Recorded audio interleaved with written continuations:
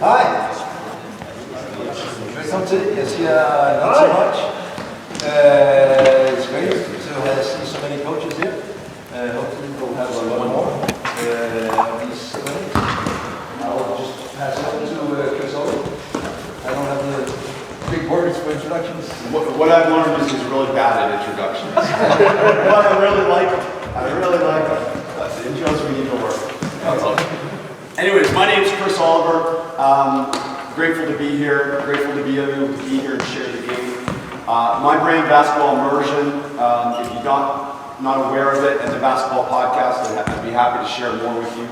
I'm not here to sell. I'm here to share. So, in addition to me sharing some ideas, please ask questions as we go along. At any point, you can ask questions or save them for the end. But I'm here to hopefully be a resource to stimulate your thinking. Whether you like what I say or you don't like what I say, there's a benefit to both. And I'm open to both of those conversations because both of those help us become a better coach. Obviously, thank you, and I'm thanking you on behalf of your players for being here. Because the best player development we can do is coach development. That is the best player development we can do, is to develop ourselves as coaches so we give them a better experience playing the game of basketball. And that's ultimately my goal. My goal is not to tell anyone that they're wrong. Nobody's wrong. My goal is to ask the question, is there a better way? Is there a better way for you, or is there a better way for the kids? And that's really ultimately what we're going to try and do here, is share some ideas around that. Generally, as a brand, I'm definitely on the side of a games approach, small-sided games, learn the game by playing the game, learn the game by playing the game, and we know that they learn by doing.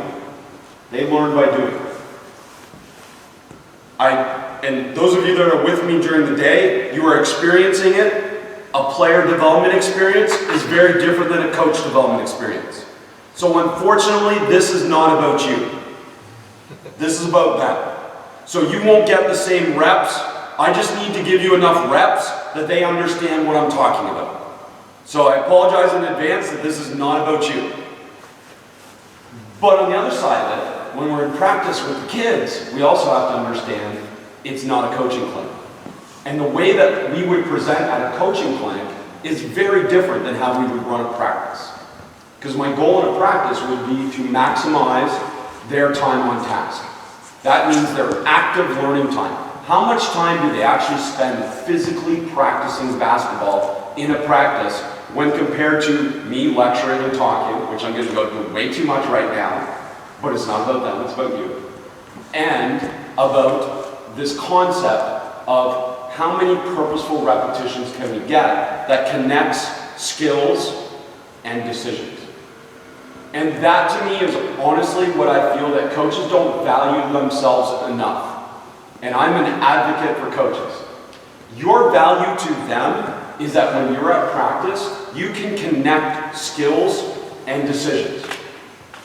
They can't do that on their own as well. What they can do on their own is they can lead themselves in terms of their individual player development. And we know that the best players in the world, the best players at your level, are the ones that have worked the hardest on their own outside of practice. So we want to create that motivation, and we want to create that environment where they can do that. I understand your limitations are the same as every place in the world. Gym time access, and you're not paying or at all. All of those things are a factor for sure, but we want to create an environment where they will lead themselves, and I'll talk a little bit about that as we go through this camp, or through this process here today. But the camp for me is not that, not that I'm not trying to connect skills and decisions for them. I would really want the players that come to the camp that I'm doing to leave here with an understanding of how they can improve their game on their own, without a friend, without a coach, etc. Because that's ultimately the benefit we can give them outside of practice. But in practice, it's about the individual player development within the team concept, because the goal for us in a team practice is definitely we want our players to improve, but we also want them to have success as a team. I didn't say winning, but that we want them to have success as a team. Because winning, it depends on the level. But by and large, I am all for winning.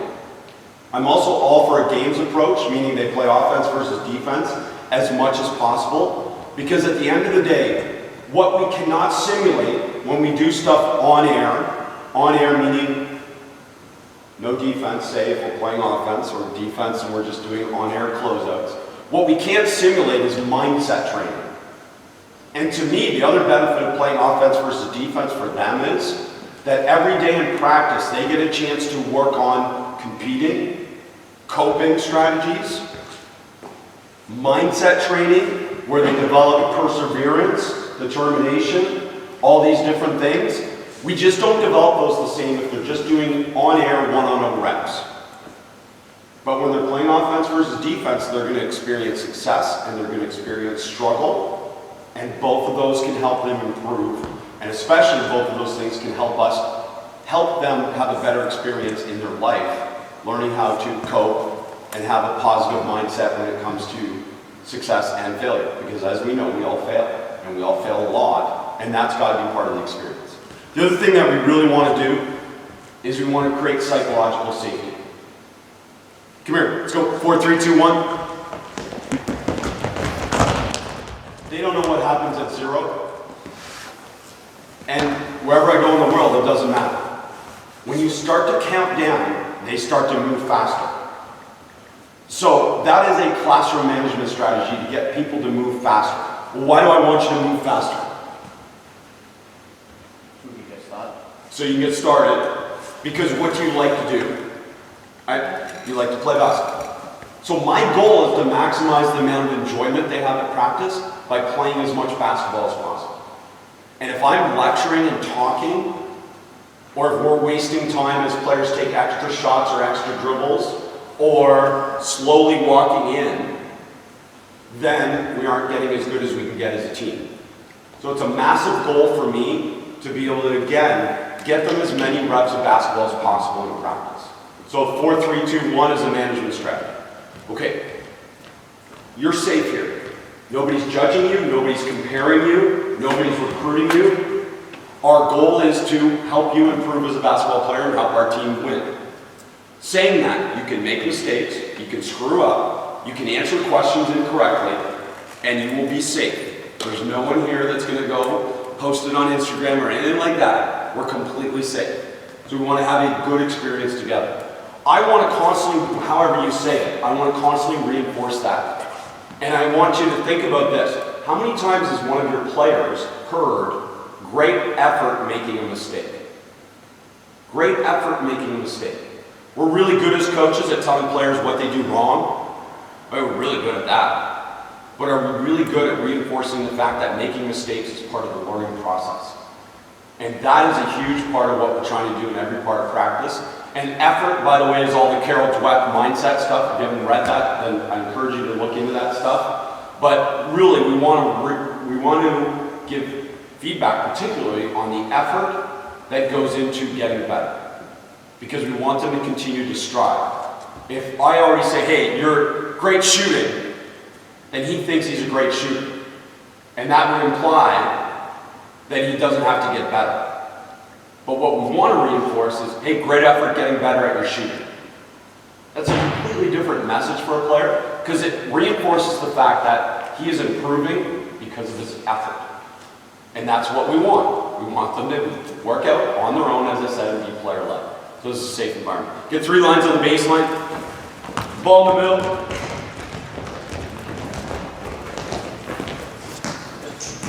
Three-man weave, go. 3-man weave. Pass and go behind. Pass and go behind. Okay, hold. Okay, that's enough of that. Okay, now, get in all corners of the court. Get in all the corners of the court. Go. 4, 3, 2, 1. You can stay there. You know what you're doing a little bit. We don't have enough. Okay. Get rid of your ball. And get one to play on defense. You know what you're doing. Yeah. Okay. 3 on 1. Go. 3 on 1. Go.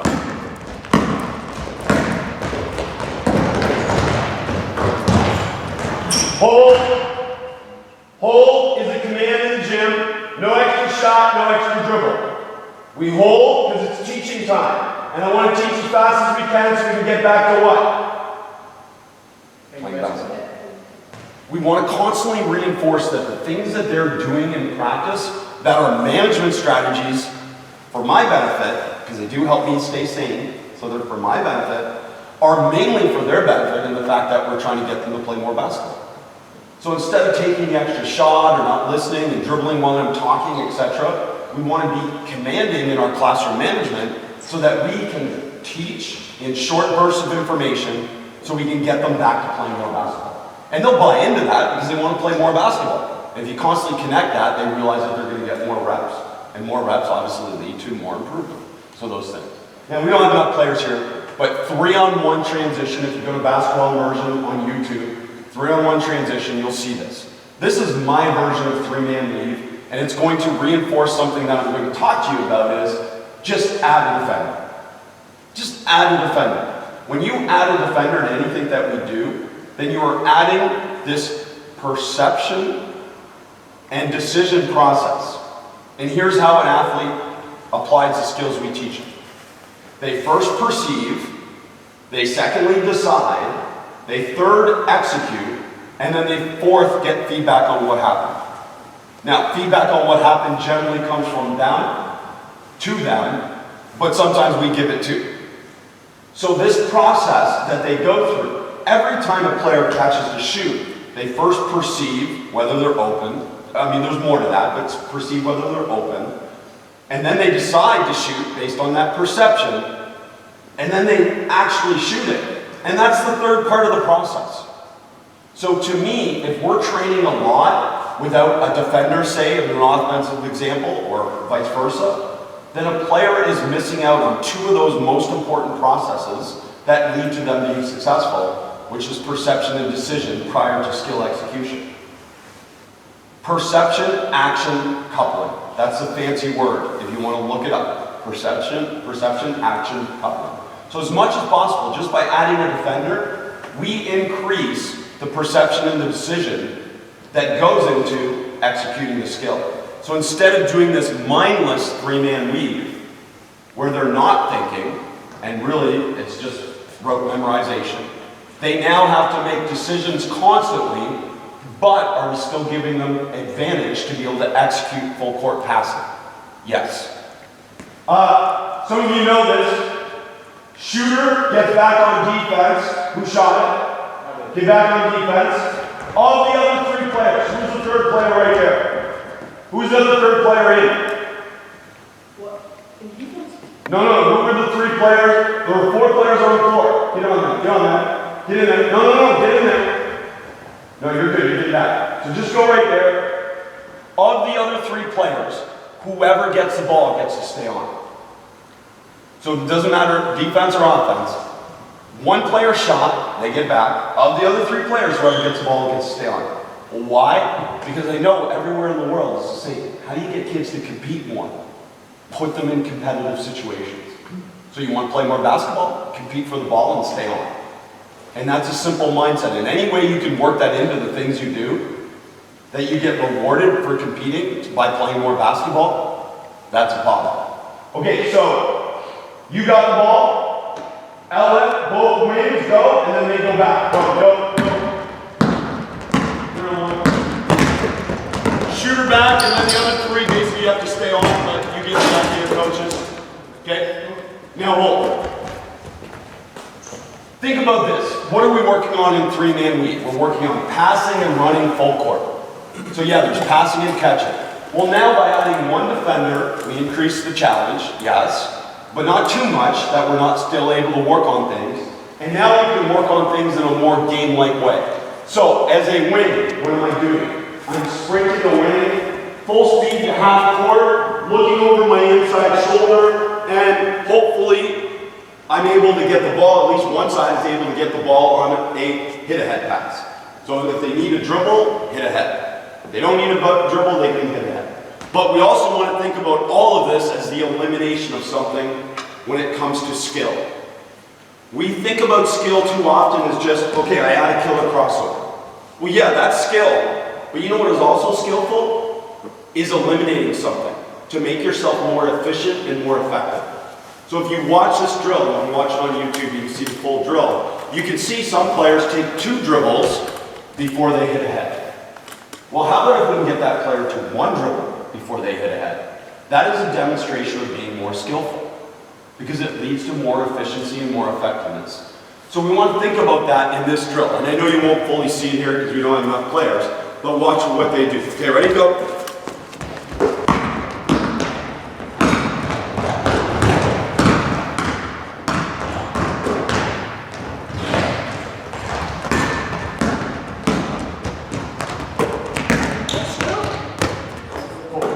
And that's okay. You'll notice when you do it with enough players, it always resets itself. If somebody doesn't get back on defense, it'll just reset itself because there's always a shooter and then there's always two players coming in. Like the other thing is, I know sarcasm isn't a good teacher, but I said it today. Like in Denmark, after you play offense, you have to get back on defense, don't you? Or is it a different rule here? Right? And you say that to the kids and they kind of figure out this is just basketball. If you're shooting basketball, you get back on defense. You don't sub out. And that's what you see them doing. And that's the problem with drills sometimes. Drills take them out of the context of the game. And we've got to try and choose drills that keep them in the context of the game. And I'll talk more about that as we go through. But anyways, watching that, what can they eliminate? What can they eliminate? We said dribbles. What else can they eliminate? What else can you eliminate? Okay, what else beyond dribbles? What else can you eliminate? Excellent effort answer. I'm a cold caller. Do you know what cold calling is? Is that you don't ask for participation. Hey, who has the answer? And then the same kid puts up his hand all the time. I'm not a cold caller, I'm a pointer. What day is today? Perfect. Great effort answer. Now, here's the thing. Two things that are really important there. One is, in my practices, you will know that I cold call. Who's responsible for your learning? Who's responsible for your learning? I'm not responsible for your learning. You know what I'm also not responsible for? I'm not responsible for their motivation. A parent, a teacher, a coach is not motivated. And you need to frame that. And we need to frame that as a society. Because too often we portray coaches as motivators. I am not a motivator. I can create an environment for them to be motivated. And that's on me with creating a practice and a design of practice that they are motivated to be a part of. But I can't motivate him. Like, no matter what speech I give him, it's not going to sustain any significant motivation if he's not intrinsically motivated to get better. And we need to put the responsibility back on young people to be motivated. If you want to get better at basketball, who's that on? It's on you. Now again, I can give them the tools to get better, and I can create the environment for them to get better, but we want them to be responsible. Because too often the responsibility falls to us and teachers and parents and coaches. That's too big a responsibility. Like, it's just not for us. So they should know that they're responsible for their learning, and then cold calling is putting them in a situation where they're going to think. And I also did something that's really hard. When I asked you what day it was, I paused. Because I knew the answer, because I'm asking a question. And too often we ask questions of players, and immediately when they pause, we answer it for them. Because we're, damn it, why didn't you know it right away? Well, because we didn't give them a chance to think. And thinking is something that leads to permanence. And if we want them to learn, we know that we want to put them in situations where they have to be mindful and not mindless. So, overpassing, huge problem in this situation. And that's an important situation for your team. If we overpass, we get too cute near the rim where we throw those extra passes. What's the goal of offense? Score. To score. Do we get points for passing? And again, unfortunately as coaches, we've created this mindset that the greatest possession in basketball is 14 ball reversals, 27 passes, and then we score. Okay, that's cool. I'm not anti-ball reversal, I'm not anti-passing. You know what the greatest possession in basketball is? No pass score. Or one pass score. Because it means we created efficiencies right away that led to an advantage that led to a score. Man, isn't that the best possession in basketball? And again, I mean, I'm the worst because obviously I share all these plays on Twitter where you guys all like them and like they're great plays. But you know what's better? Just someone driving and scoring. Driving and scoring. So that competitive mentality and that aggressive mentality, that's really important in terms of this.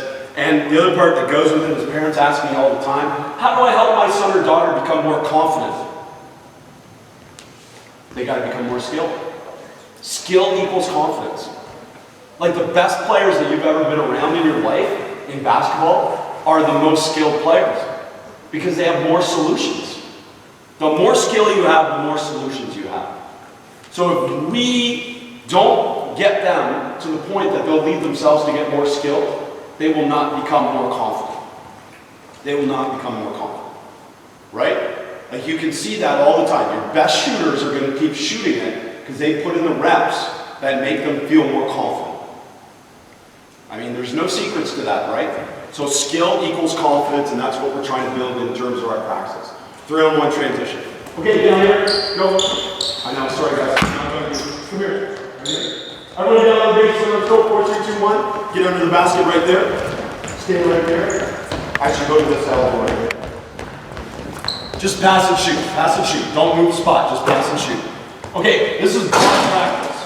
Block practice is a skill acquisition motor learning term, which basically means you're doing the same thing over and over again with no variation. Hold. So he's going to shoot 10 shots from the same spot. That is again an example of mindless practice. His first few repetitions he might have to think because, okay, distance, arc, power, but after that it's just memorizing. He's already done it and he doesn't have to think any differently. The problem with block practice is, again, the game of basketball, every single possession in the game of basketball is different. And every single shot in basketball is preceded by a decision. And a decision is thinking. So if we constantly put them in situations in a practice where they don't have to think, and then we throw them in a game where they have to think, obviously there's going to be a disconnect. So it's really important for me to balance block practice, which builds comfort and confidence, by the way. There's an advantage to it. A new player or a new skill or a new play, sometimes you can introduce it in a really blocked on-air way because it helps build comfort and confidence for them. But if I stay there, then they're just going to get these mindless reps. Like if we do 3-man weave and we say, okay, you got to score 80 baskets in 4 minutes, that's cool. Initially that's a challenge for them, but eventually they learn the exact pace that they have to go to every time to get that score, right? They know how hard they have to run. Okay, I don't have to run that hard. Ooh, okay, if I run that hard, I'm not making it. They learn how to cheat because they don't have to think beyond the simplicity of what that is, which is a predetermined drill with a predetermined outcome. And again, last time I checked, the game is not played that way. There's no predetermined outcome and there's no predetermined decision beyond maybe the free throw. But even I'd argue a free throw, every time you shoot a free throw, it's a different circumstance. Whether you made or missed the first, you know, whether your parents are at the game or not, whether your coach is yelling at you or not. Like there's all these differences that come with every single game situation. So we want to put them in more random situations. Shoulder game. Do you remember shoulder game? Here, you two and you two, get shoulder game. Get a partner, go shoulder game. They know it, that's all guys. Just you're chill for a second. Yeah, go, get a ball, shoulder game. Right? Toss it. Okay? Toss it. Good play. Yeah. So, defense starts with the ball. Okay, ready? Pass it to him. What do they have to do? Fight for his feet. If his hands are up, what do you do? What's the decision when his hands are up? Pass back.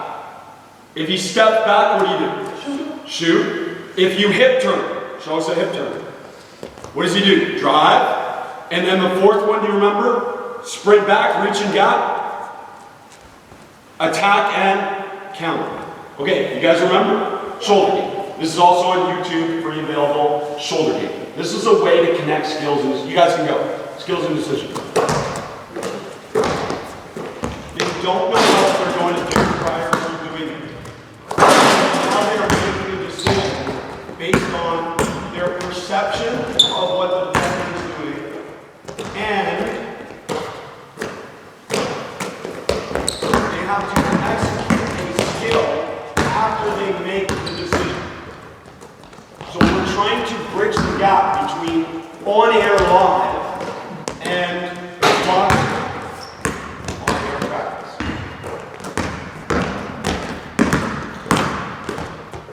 Okay, hold. Now, at the basket, we have to score off of 2 feet. And you guys can switch who goes each time. Dudes, if you know what we're doing now, you can jump in and try it. Okay, at the basket, we've got to score off of 2 feet. So what are your options? Those of you that know.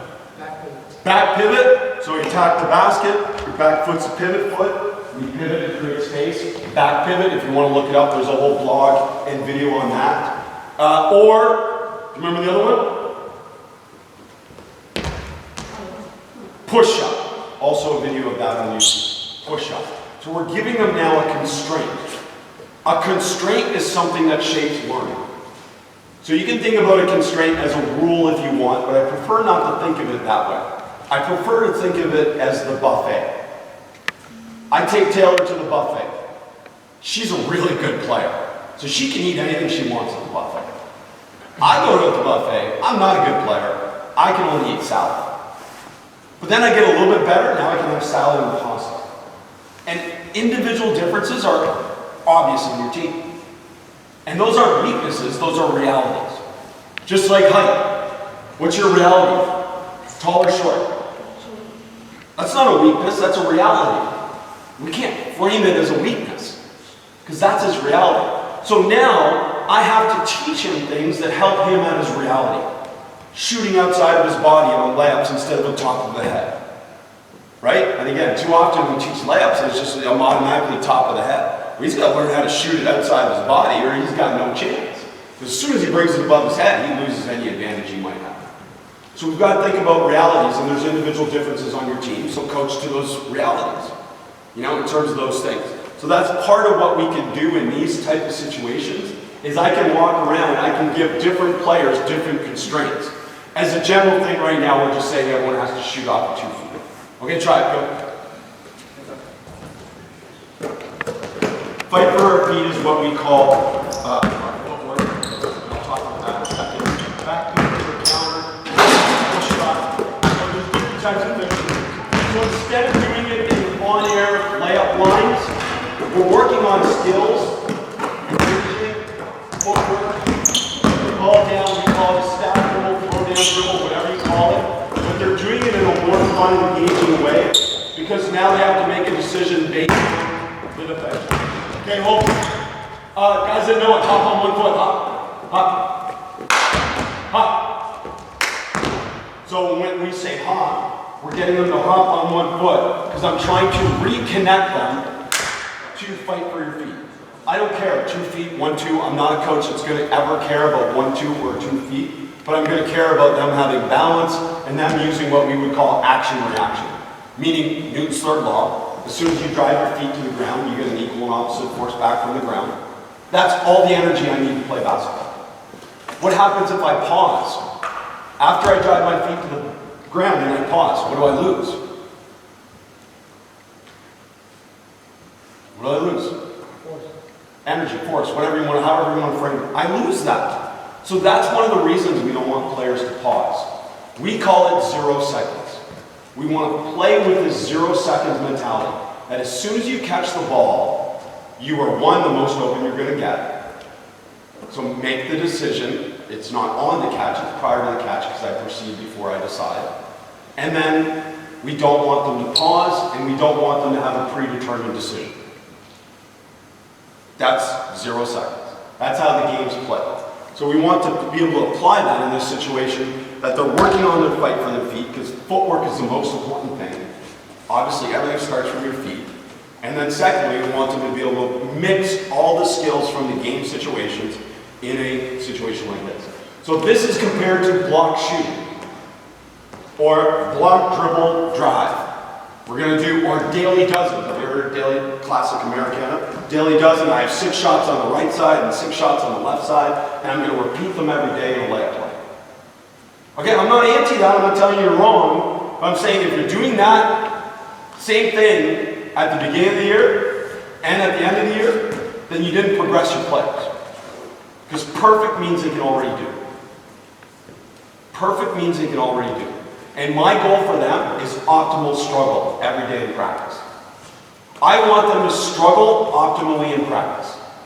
Because if they come to practice and it's a perfect, clean practice every day in practice, means they can already do everything. Right? And that's the problem with, say, perfection drills like 3-man weave. They get so good at it, it looks so good, it makes me feel good, and all the parents feel good, and your club administrators watch your practices and go, wow, they're so good. But meanwhile, none of that applies to the game because you're not making a decision. Right? So those type of things happen all the time within a practice. So we're trying to connect skills and decisions in terms of that. Let's get one ball. You get on the rim, Jordan. Right here. Just wearing Jordan shirt. You guys get in the line right behind you, give him the ball. Okay, and then we get 3 guys on the rim. Wing, top, and 45. We were talking about this. It's so important that your players, and as a club, it would be great, those of you that are part of this club, that you had a common language for spacing spots. That you all use the same spacing spot language. We would call it corner, 45, lane line, some people call it a slot, and then top. Like those are the spacing spots in our terminology that all my players would know, so that we don't have to obviously communicate different things. You know, so think about those things in terms of that, but also, like with these guys, I've only worked with them for 2 days, and generally they know the language that I use, because we repeat it, but I also make sure they understand they're responsible for the learning, and by them learning my language, we can learn faster.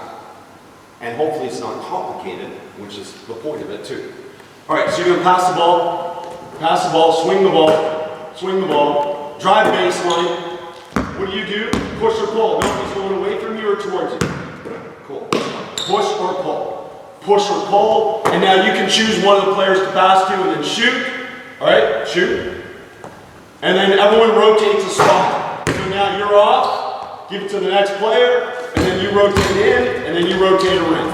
Okay, go. I'm not going to get into the details too much, but quick swing, drive it, boom, push, pull, and then play, and then shoot. Cool. Okay, you get it? Simple, 3-on-0 penetration reaction.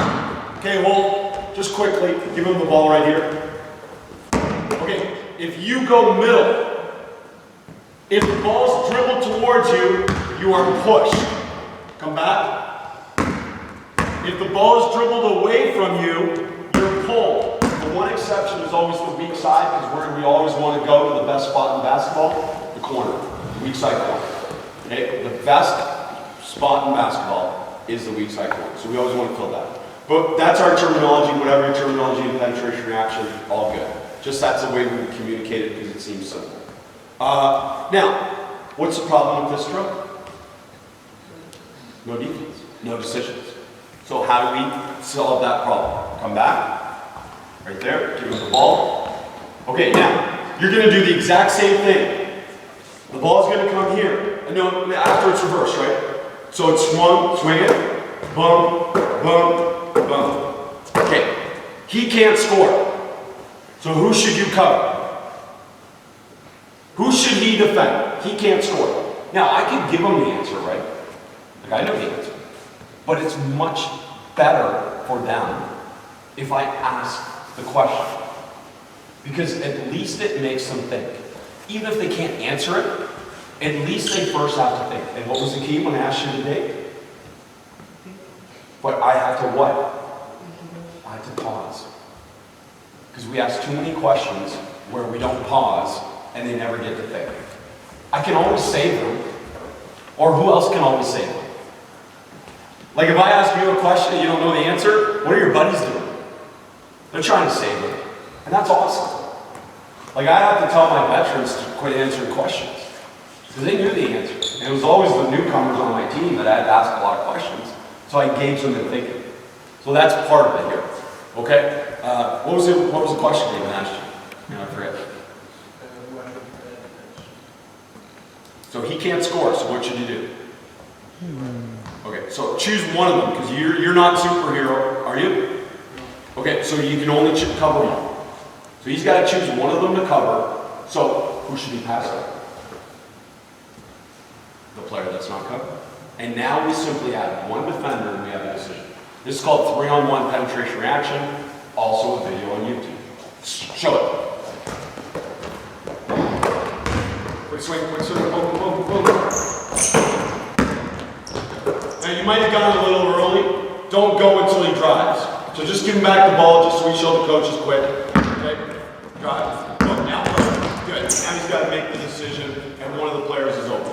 Real quick, simple, this is too many players at one basket, obviously. We try to have one extra player that's needed to run the drill. So instead of having this many here, we ideally only have one player out of bounds to rotate in, so the other players are spread out getting more reps, but you get the idea. By adding one defender and giving them a constraint, okay, you got to cover one of the other players, they have to make decisions. How can we load this and build this with more challenge? Because ultimately that is your goal as a coach. They can do this okay, and it looks semi-good, then I'm ready to go on with the next load. So how can I load it? Just the amount of defenders you want to add. 2, let's go. Yeah, okay. Rotate around, because you're already in it. Rotate around. Boom. Okay, now the next 2 are coming in. Next 2 are coming in. Cool. Now hold. What's the obvious problem right now? If I still have the constraint that he can't score on the drive, what's the problem? Nobody's obviously open. Now, I might think in terms of, I'm not going to give him that answer initially because I want to see who can figure it out. Right? Because you'll see that still some people will be open for no reason. And that's not good either. But at least it becomes obvious that now, okay, who learns how to cheat or who learns how to think the game, and that's part of it. But the obvious thing now is, when you drive, you can score. Okay? You have to catch the ball outside the three-point line or in their shooting range. We don't let them break the three-point line because we're working on penetration reaction. What we can eventually do is we can send one cutter to work on cutting off the dribble, which we call a second cut. So you can add different constraints to it to build whatever you want. But ready? Swing it. Go. Decide what you're going to do. Figure out rotation.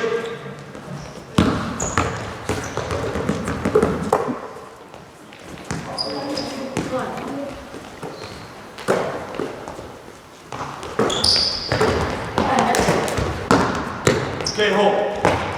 So you think about these things. What's the goal of offense? Remember? Score. Were you going to score? You were playing to pass. So that's a mentality that we have to build with really young players to get them to understand that you drive the ball to score. You catch the ball to shoot. I don't believe in triple threat anymore.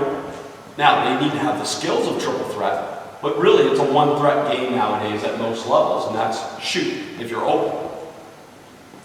Now, at younger levels, because even if you ask my 10-year-old daughter right now, she can shoot the ball okay.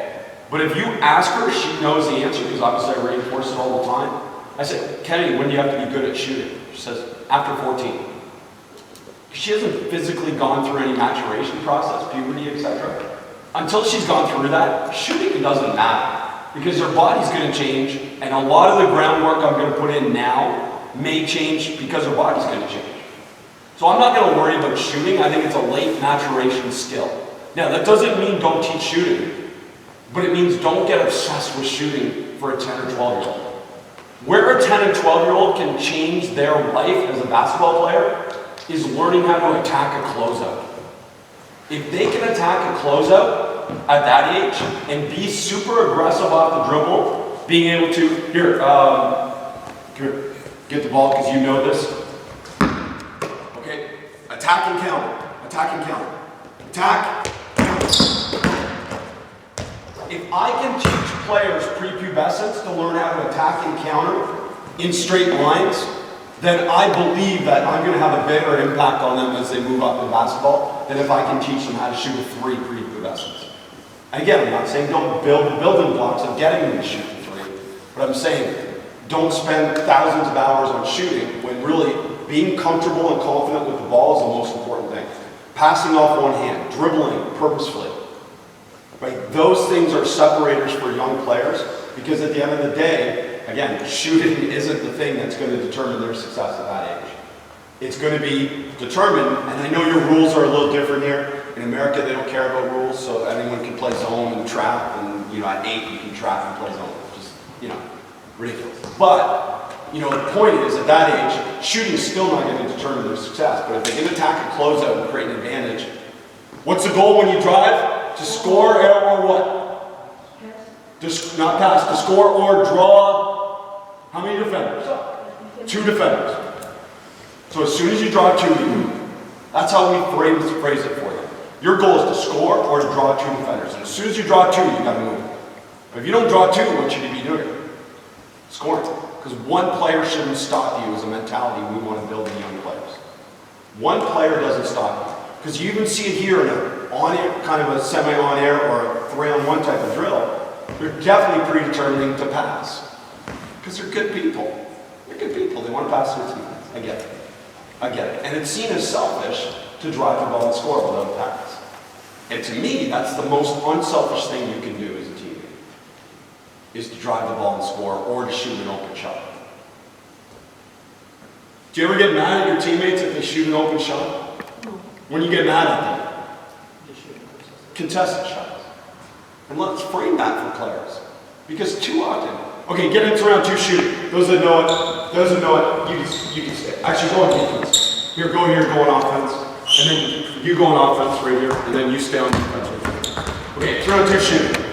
Okay, so constraint is on offense, 3 on 2 shooting. Right now it's an advantage shooting drill, and this is a shooting drill where we get a lot of mass reps shooting, but when preceded by decisions, perception and decision. So right now the constraint on offense is they can shoot it or pass it. Shoot it or pass it. So what can't you do if you want to think about that? What can't you do? Can't dribble, can't offensive rebound, you can't cut. Okay? Your goal in defense is to stop. Hold. Recreate. Can I shoot right away? He doesn't know that. But we have talked about it. How do we define open? No. How do we define open? So did you have more than arm length advantage? So you should shoot it. If you don't shoot it, you're being selfish. If you shoot it, you're being unselfish. How about that? Because you know what's really hard in basketball, especially at the youth level? Getting open shots.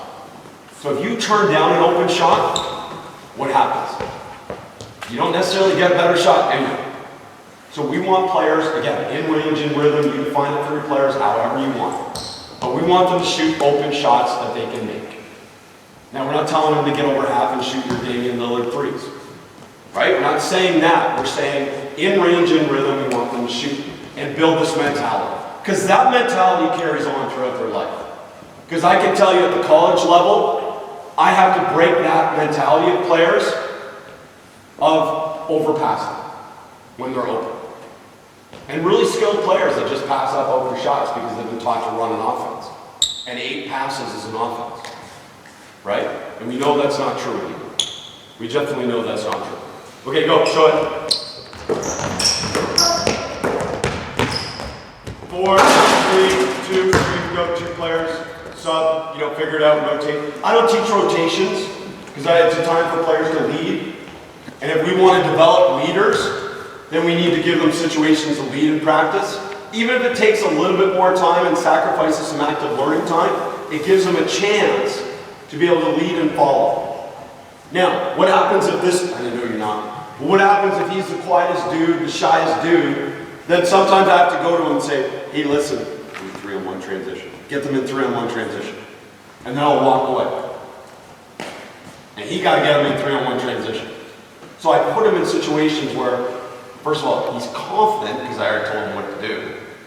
And he can now use his voice and feel more comfortable and confident because we gave him a chance to use his voice.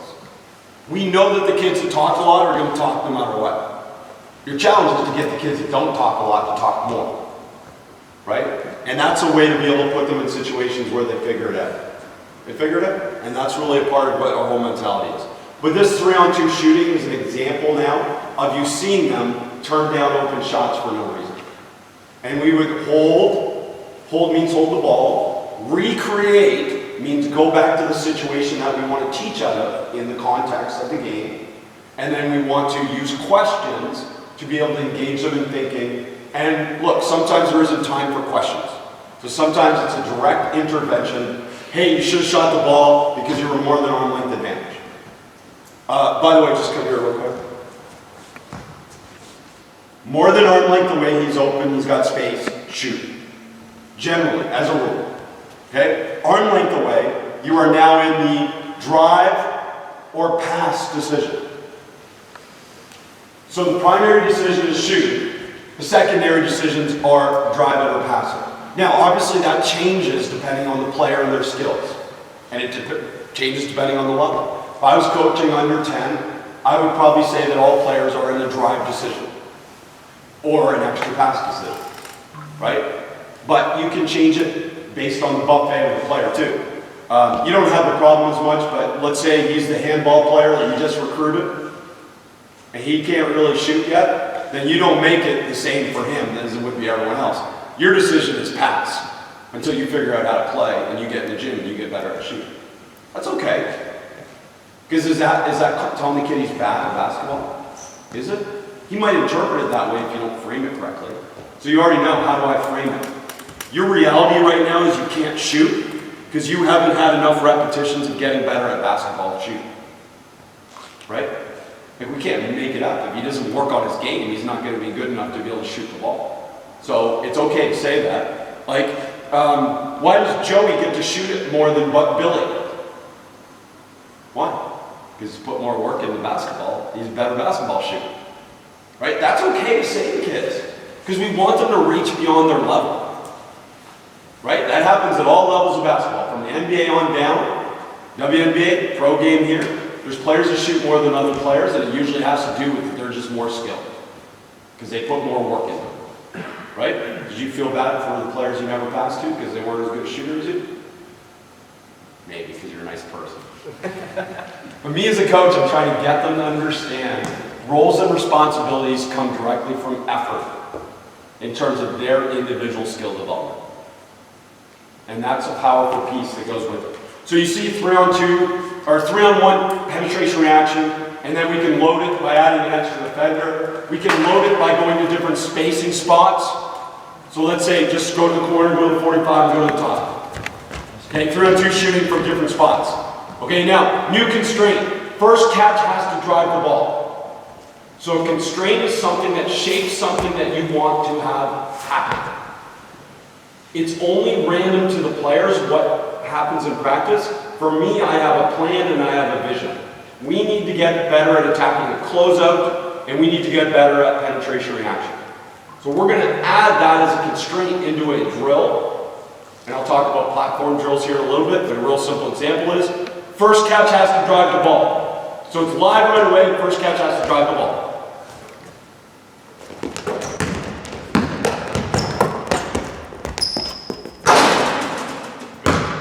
One pass, we get a good shot, hopefully. Or we have to make an extra pass, or we have to work on relocating. Whatever you need to work on, you can create that constraint. Here, just go back up to the side there. Go. No, you stay. Just go over there. Okay. First pass has to attack and back pivot. Remember? Back pivot. And pass out. And then it's live after that. So pass it to one of the wings. Drive baseline, go. Good. Back pivot, pass out. Okay, hold. If you want to think about constraints in this sense, this must happen before it's live. This must happen before it's live. And that's a way to be able to shape the situation that you need your team to improve at. And you can do it on defense or you can do it on offense. It's actually kind of better if you shape the defense, because then it helps the offense evolve a little bit more naturally. I'll give you an example of that in a little bit. But that would be an example. We worked on back pivots. Everyone get a ball. Everyone get a ball. I'll show you. Boom, boom, boom. Drive in, go back pivot. Show us, because you've done it, right? Make a dribble. Boom, boom, boom. Go. Back pivot, and then play. Go, any basket. Go.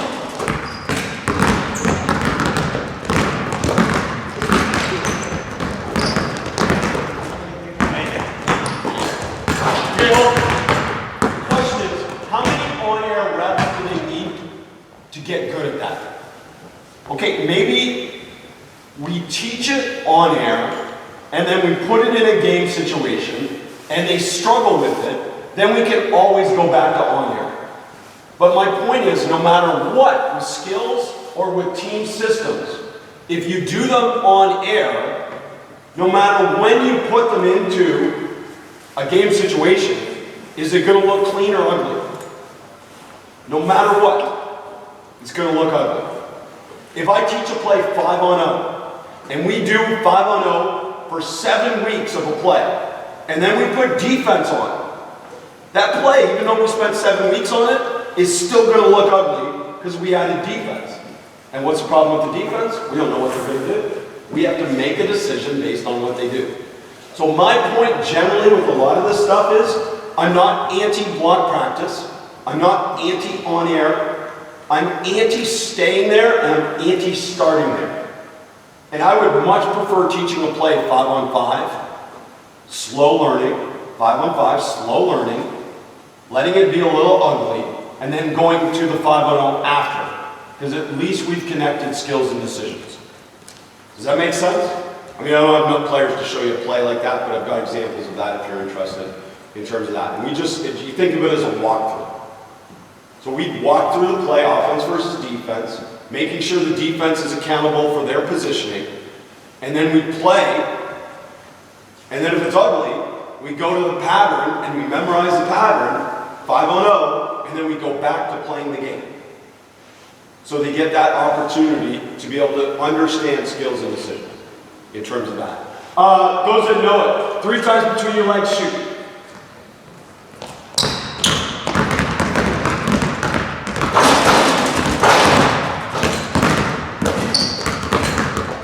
One foot hops, 3 times, shoot.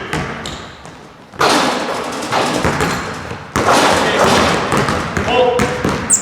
So, another goal of mine, if I'm talking about player development in a team context, is I want every player to have the ball as much as possible. A lot of these drills that we do, shooting drills for example, like in a 10-minute, and I've seen the most famous Division I NCAA men's basketball coaches or women's basketball coaches, I've seen a lot of their practices where they'll do this drill for 10 minutes in a practice, and I will do a time on task analysis of one of the players. That basically means anytime he shoots, or anytime he has a ball in his hands, I'll start the stopwatch. Anytime he doesn't, I'll stop the stopwatch. And I've gone through really major high-level celebrity coaches where you'll see a guy active in a 10-minute drill for 30 seconds. 30 seconds in a 10-minute drill. Are they getting better at basketball? They're not, because they're not getting reps. They're not getting purposeful reps. They're not playing offense, they're not playing defense, and they're not handling a ball. So what are we doing? And I would challenge you to go to one of your colleagues' practices and do some of those time on task analyses for them, because honestly, you don't know till you know. You do not know till you know how little some of your players are getting reps in some of your shooting drills. Because it's the greatest drill in the world, but they're not getting shots. You know, so that's a problem. So we want to make sure at all levels of basketball, we do this by the way, our players will get a ball and we will do what we call mixed drills. So 3 times between your legs, fight through your feet. We call it a pop, which is picking up the ball in a pop. If you want to learn more about that, I'll talk to you. But a pop and then shoot. So they're getting dribbling reps, footwork reps, ball pickup reps, all mixed together. And most importantly, what do they get to do at the end of every repetition? What do you get to do at the end of every repetition? Yeah, shoot. You guys like that? You like that? I mean, I think generally they like to shoot. How many of you love defense? I mean, reluctantly, a few of them put up their hand. Yeah, but you're just doing it because you're just doing it because you think that's what the coach wants you to say. Right? Nobody likes defense. No, wait a minute. We love defense because it helps our team win. But individually, it's got to be about offense, and it's got to. I love Europe because I'll go watch European practices, and I'm going to see a defensive drill for the whole practice. And I once had a really famous Italian coach tell me, I asked him, I said, Coach, you do any defensive practice? He goes, we do 100% offense. You do 50% defense, 50% offense. We'll see who wins. I was like, man, that was such a great point to me. He was like, we're going to get good at what we get good at. And anyone that's been to American practices, you will know that a lot of American coaches do 80% defense. Like, it's a whole practice of defense. And if you want to know why a lot of American players can't score, it's because of that. Now, they can really defend, and some teams win based on that. So you just have to decide what your philosophy is. Why do we have to get better defensively? What's the main reason to get better defensively? To get stops, which really to help him what? Help him get better. I frame defense constantly in practice as you need to get better on defense to help your teammate get better on offense. Because I'll tell you, and it's nothing against Denmark, it's everywhere I go. The defense is pretty bad in practices, where someone will close out and just let them blow by on one dribble, right? Someone will close out so short that they have no chance to challenge. You know, and that's not coaching, that's effort and execution, and maybe a little bit of coaching. But by and large, it's just demanding more from them in terms of their effort. Because defense is mostly effort. Right? We can have really complicated defensive systems, and you need them as you move up in levels. But by and large, what does defense come back to? Keep the ball in front. Can you keep the ball in front for 2 dribbles? And I would say you're a good defender if you can keep the ball in front for 2 dribbles. So if we do that more often in practice, we challenge our offense to get better. So I think the psychology of a lot of these things is framing it for your players to understand that you're helping each other get better. You are an active participant in his learning. You are an active participant in his learning. That's empowering, right? We want players to understand that they are important to each other. Not just important to me as a coach, they're important to each other because they help get better in terms of that. And that would be another thing, a lot of one-on-one. A lot of one-on-one. For this age group, probably, and I would say generally just below maybe the college level, depending, and pro level, when you're worried a little bit more about their bodies as they get older and workload management and all that. At the younger levels, when they get in the gym, I would want them to self-organize one-on-one. Find someone to play one-on-one against. And we would give them constraints. Here, where you ball. When you get on offense, get on defense, step away for a second. Okay, shoulder game, get really close to him, face him. You haven't done this yet. Shoulder game, so face him, right there. Okay, 1, pass, 2, 3. Okay, on the 3rd pass, it's live one-on-one. 1, 2, 3. We call it shoulder game one-on-one or 3 pass one-on-one. And all we're going to do is we're going to add a constraint to the offense now. On the 3rd catch, you have to catch it with fight for your feet. You cannot pause on the catch. Are you a Jedi? Are you a superhero? So he can't move the defender with his mind, so his advantage is on the initial catch. Go. And then we would also put in this very important constraint. Excuse me. I attack here. If the defender has reached and gapped and prevented me from going directly to the basket on my first dribble, we do not allow them to take 2 dribbles in a direction not towards the rim. We do not have dribble constraints. It's not 2, you're only allowed 2 dribbles. The problem with dribble constraints is you get players to pick up the ball without a decision. You literally teach them to get in trouble. Oh, 1, 2, oh, I can't dribble anymore, so I gotta pick it up. And now I'm done, I'm dead. So instead of that, we want direction limits. Okay, I'm not into the rim, then I have to change. Right? I have to change. There's different options, something we call protection plans, which I can get into later if you want. But that idea that we want to do that. Okay, and then no spin drills. Why no spin drills? You lose sight. I would ban the spin dribble in basketball, to be honest, at young levels, because it teaches players by default to turtle.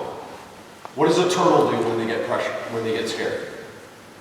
Pulls away, right? Like a spin is like you start to get cowardly. Right? Instead, we want to attack. So we want to learn how to attack and counter. We want to learn how to attack and counter. Right? Rather than spin and lose vision. Now, as you get up in levels and you get more space on the floor because there's better players on the floor, spinning is a little bit easier and a little bit better, especially spinning to shoot. Really strong concept. Right? But at younger levels, spinning as a counter usually gets them in trouble. So we don't allow the spin drill. You can allow the spin drill. That's totally up to you. I'm just giving you my reasons. Okay, let's go 3 pass 1-on-1.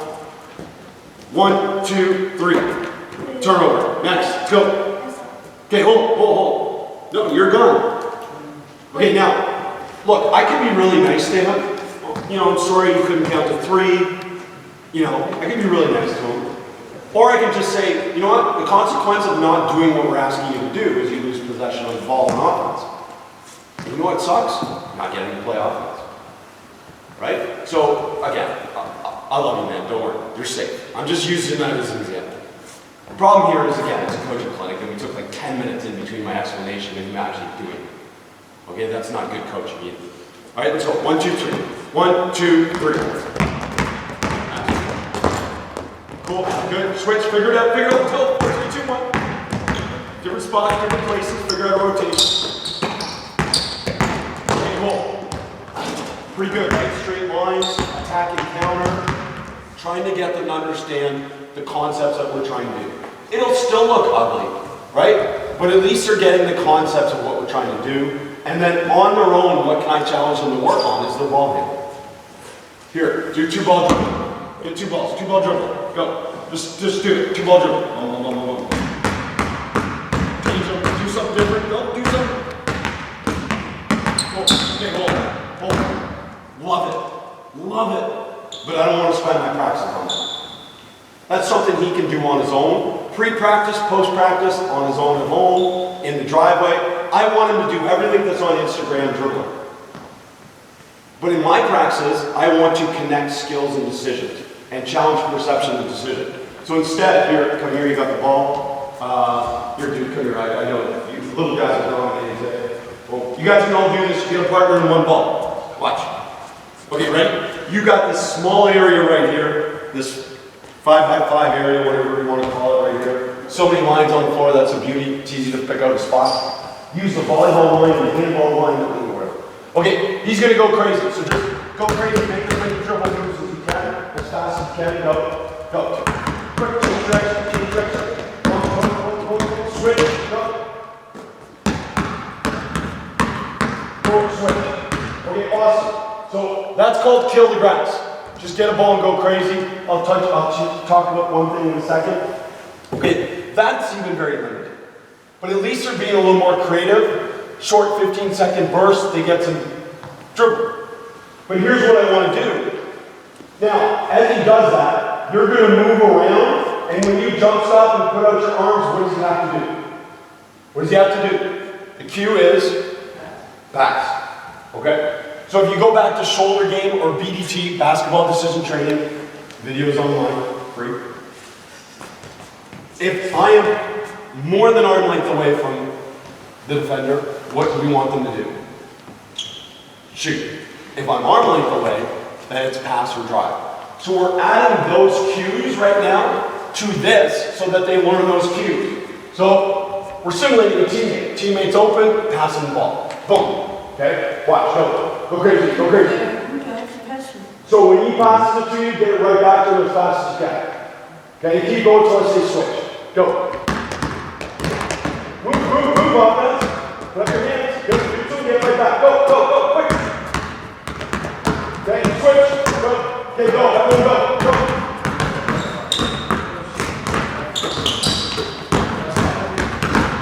Here we go. Switch. Okay, we got to throw. Hold. Only behind the back passes.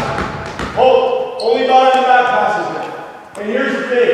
Offense. If I'm his teammate, I want to move because I want to make it hard for him to see me. And when you're dribbling, I don't want to just stare at him because that doesn't happen in a game. You guys didn't talk about this yet, but it's called peeking. When I come off of a ball screen, I'm peeking. I'm not looking, I'm peeking to see what's happening. In soccer, a lot of the soccer research on perception, they call it scanning. You're scanning the field, right? I like peeking. I stole it from the Miami Heat because they use that term. But it's peeking. It's making sure that you're constantly scanning and seeing. Hey, do you remember back in us older people? Remember back in the day when you stood there on defense and you're told to go pistols and look forward? Can you do that in the modern game? Absolutely not. I've been constantly peeking on defense and seeing because there's so much stuff going on now. Right? There's a lot of stuff. There's cutters cutting backdoor on me, off the ball. Right? The screen's coming. There's just a lot going on. So we have to teach players how to scan or peek. So you build it into different situations now. So now when I'm dribbling, I'm doing my thing, but I'm constantly aware of him up his hands, I can see him. That's this idea of scanning and peeking. Go. Only behind the back passes.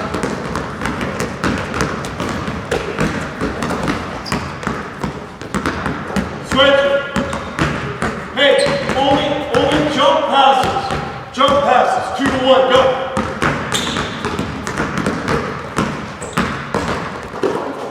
No problem. Jump passes, right?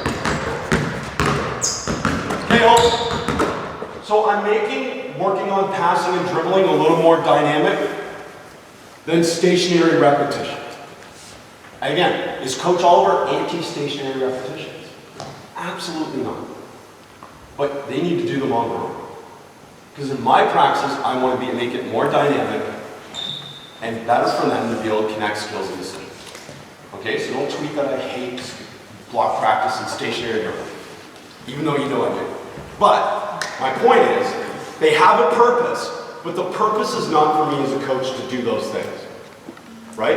And again, I think we were talking pre-practice. They get here early, 15 minutes early for practice. You can be outside on the outdoor court when it's warmer. They can do all that stuff on their own. You can give them a routine, or they can develop their own routine, whatever it is. We want them to do that. You just don't want to do it in practice when we can play offense versus defense, in my opinion. Okay, kill the grass. There's a bunch of variations of that. For those of you that are aware of it. Okay, give me, here, let's go get in the corner, go on the 45 right there, get rid of your ball, go in this corner, over there. You two come here, get rid of your ball, and get rid of the ball here. Come over the other way. Okay, watch. Oh no, yeah, give him the ball, sorry. Okay, pass, screen away, boom, screen away, away. I don't know what away is in that. Screen away, curl, pop, up, there, good. Pass, reverse it, and then go back screen that dude right there. Yeah, back screen the 45. Reverse it. Boom. Cool. Alright, and then pick the picker. Let's go screen here. Cool. Okay, go repeat the whole play. This is fun. Go, run the whole thing. Curl, pop, swing, shuffle, back screen, down screen. Hey, stay in the corner. That's my handball kid. You're not allowed to touch the ball. Now, if he can play, we can stagger on balls. But you always have a kid that can't play, and you just got to put him in the right spot in your offense, right? I'm trying to be funny, but it's true somewhat, right? Isn't it? Because I get asked that all the time about high school coaches. Because yeah, they got dudes that play football and they're coming to basketball season. That's awesome. They're really competitive kids that help their team win, but they're not good at offense because they never practice basketball. Right? Can I ask, Always. where do you draw the line on being too controlling and being too free? Do I see? Which one do I see? Well, you just gave them the play over, but I think you mostly play off decisions making. Yes. Okay. Great question. So, answer my question. Do I see him control? Good. Structure before unstructured. Kids, look, the days of having, I just talked to a coach, Tobin Anderson, who was on my podcast. He played for his dad in high school in Iowa. They played 100 games in the off season. AU basketball in Iowa. They ran motion offense. No predetermined movements, no predetermined decisions, pure motion. Pure motion doesn't exist because we don't have time to run that anymore. So what I feel like is, I am big on decisions, but I feel like we need to give them a structure from which decisions happen. So it's different from a set play. It's a set play to start with, but then it becomes free. Because it gives them a spacing template. 2 side fast break. Go look it up on the blog. It's a spacing template. They have spacing spots to go to, but from there, they get a lot more freedom. So it's structured, unstructured. And I feel like that's how we ultimately coach best anyways, is we give them a little structure, and then we teach them within that structure how to be more free. Defensive decision making is mine. Like, we have a very set system of defense, but once we start understanding the system, I want to give them defensive decision-making opportunities where they can break the system. Right? What if I always said, you never deny a player, never deny a player, you're always in the help, in the gap. Well, what happens if Taylor's killing us? What should we do? Just let her catch the ball all the time, or should we go deny her and break our rule? That's where I think, in Europe's much better at this, I'd say in general, is situational defense and situational offense. Cool. So, here's why I was teaching this, by the way. Okay, get 2 people on defense, go cover the top and cover the wing. Okay, go run the same play. Do you need to go back to the same spots where you started, or you're good? Yeah. Yeah, just go back. Let's make you look good. I'll edit out the part where we were out of position. Cover the top and cover the 45. Go.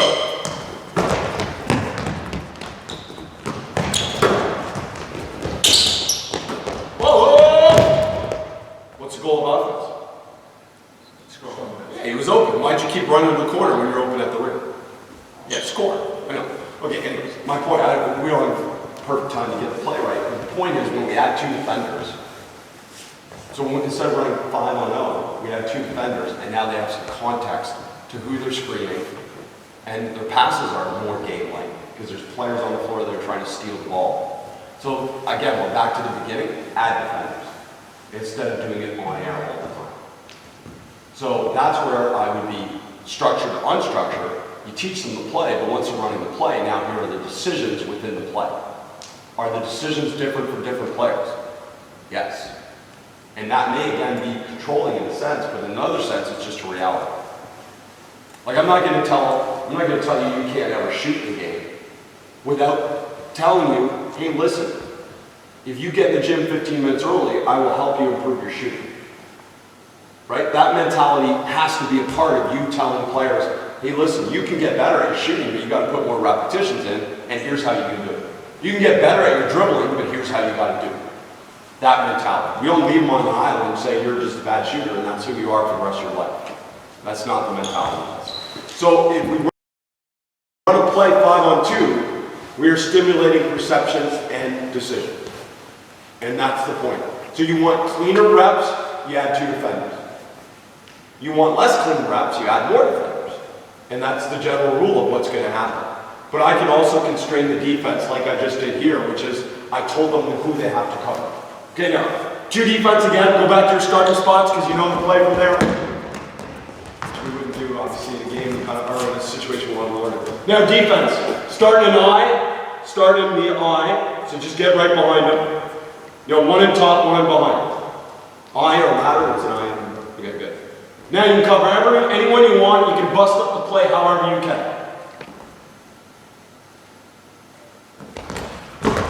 Try and break up the play. Try and steal the ball. Try and bust the play up.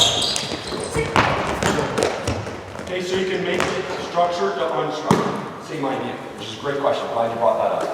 Okay, so gradually, that's the mindset of it is, okay, if you give them freedom, we say you can cover any way you want. Because the other part of it is, if you get really good defensively at switching, what happens if you play against a team that hedges, for example? Well, you've switched only in practice, they don't know how to play against hedge. So we want, especially young players, to get incredible exposures to different varieties of defense. Helps them defensively and helps them offensively too, in terms of that. Rather than playing in one structured system, that this is the only thing we would do.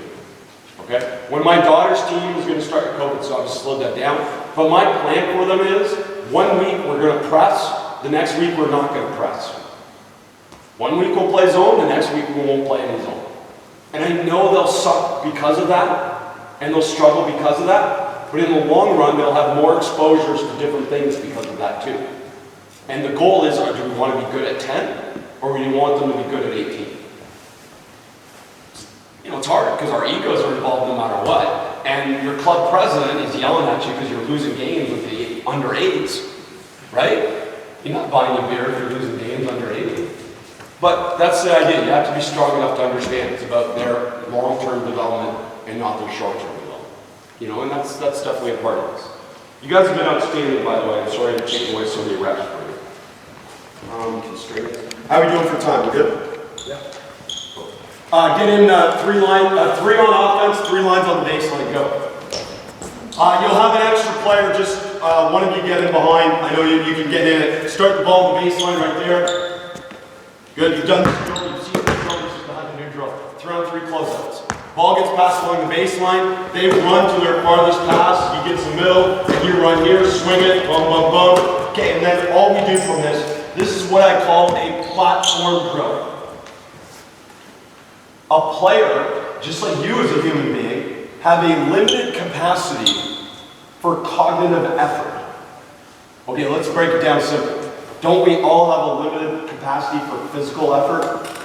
Like if I told you to run as long as you could run without stopping, some of you could run for an hour, some of you could run for 10 minutes. Like we all have a limited capacity for effort, physically and mentally. So if I know that as a coach, I want to make sure that I focus their cognitive effort as much as possible in practice, not on learning the drill, but on executing the skills and decisions that I'm trying to teach them. So a platform drill allows me to do the exact same drill every practice, but then just manipulate the constraints in the drill so that every practice, they honestly wouldn't know it's the same drill. I know it's the same drill because they can get it 3 on 3 closeouts, get on the baseline. Boom, we're in it. Okay, now start at half court. Everyone get back to the baseline, go. Go, go, go. Start at half court. Okay, the last reversal spot, drive in, skate, skate, skate, and attack. You're good with that? Oh, you guys are awesome. You're a great group. Yeah.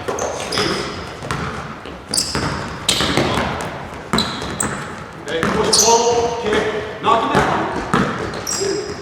Alright, good shot. You can see the drive.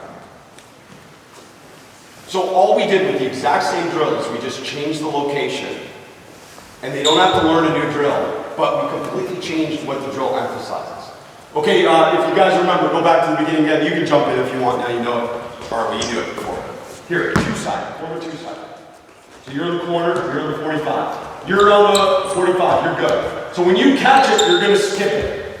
Skip it to either spot. But for the sake of this, skip it to the corner if you can.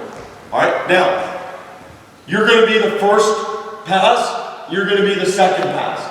So he's going to cover the first pass, you're going to cover the second pass. You got a great job, you just get to cover there. So right now, by moving the location, creating a 2-side and a skip pass to start, we are working on the skill of a skip pass. We are working on the skill of a temporary advantage on the weak side of the floor, which is a 2-on-1. We are working on defensive X-outs. If you're not sure what that is, again, go basketball immersion, Google X-outs to see it. But it just means first player's got first pass, second player's got second pass. Pretty straightforward. Okay, watch it. Good, first pass, second pass, play. Good. So we can emphasize different things, and for those that know the 2-side, here we would really emphasize driving the 45. Because if you see this spacing right now, say you got it, give it to him in the corner, give it to him in the corner, pass it to the 45. If he drives middle, especially drive middle, you're trying to get middle, then we've got a double gap. Okay, basketball comes down to single gaps. That means the defender is 1 pass away in help. And a double gap means the defender is 2 passes away. So you've got more space. What is always the answer on offense? Space. Space. And then just great effort answer. I already told them to just always answer space. But if you ever ask them a question about offense and they're not paying attention, they should just say space. Because offense is always about space. Creating space. Okay, the second thing might be advantage. They can always say advantage. Right? And then what's defense about? Offense is about creating space, defense is about to taking away space to get a stop. Right? Now we can say like the outcome is score or get a good shot. The outcome is to prevent them from getting a good shot. But how do we do that? By creating space or taking away space. Creating advantage or taking away advantage. It's really simple to think about the game that way. So that's what we want to try and get them to understand is that they beat their check. We created space and we created advantage. So that's why I think attacking closeouts is such an important concept for youth players in particular. But you can see it in the modern game, the pro game, man, it's all about attacking the closeout, creating dominoes, the famous word of Alex Serrano or You know, Ross McMahon's whoever came up with it first, but dominoes. Once you've got the defense in recovery, you want to keep them in recovery by keeping the dominoes falling. And it's such a simple visual message to be able to explain to them, you beat your check, you keep going towards that. Platform drill. I think I've got like 30 different variations of this that I can do, and all I just say to them is 3 on 3 closeouts, they can get into it, 4, 3, 2, 1, and then I can just manipulate the spacing or the constraint that's got to happen. Right? We can say first pass has to drive the ball. So now we're working on closeout, offense versus defense, and first pass has to drive the ball. Okay, do that one. Same setup, go, same setup, go. First catch has to drive. So there's no skip anymore. So this is an excellent one to create a live closeout drill. Drive, good. And we can also talk about how bad the help is, because the help will cover to their demand or to their check and not to the help. Great point, right? Now, I could lecture all about that to start with. Or I could just let them screw up and then bring attention to the mistake. And then that's a much more powerful way of teaching. And I find that as coaches, we want to lecture them like it's a coaching clinic. But the reality is, let them make the mistake and then coach the mistake. And then they've already got it in the context of the game.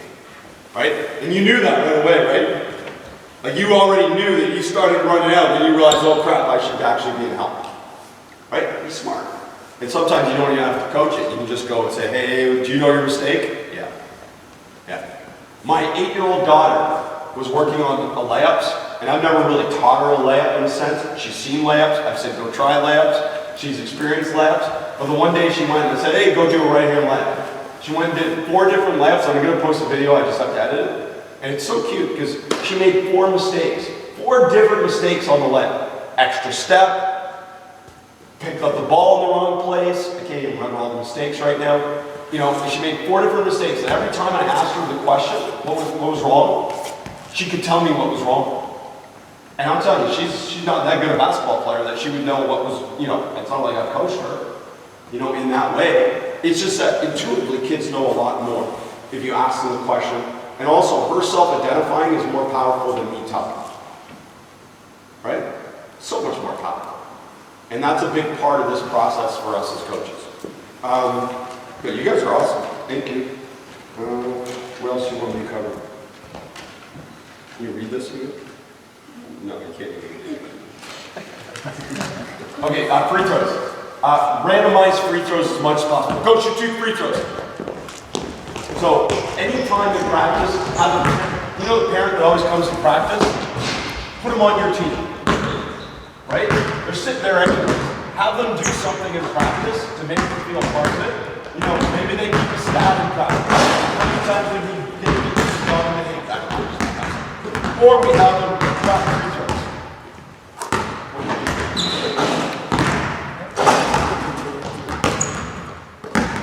Cool. 3 on 3 closeouts.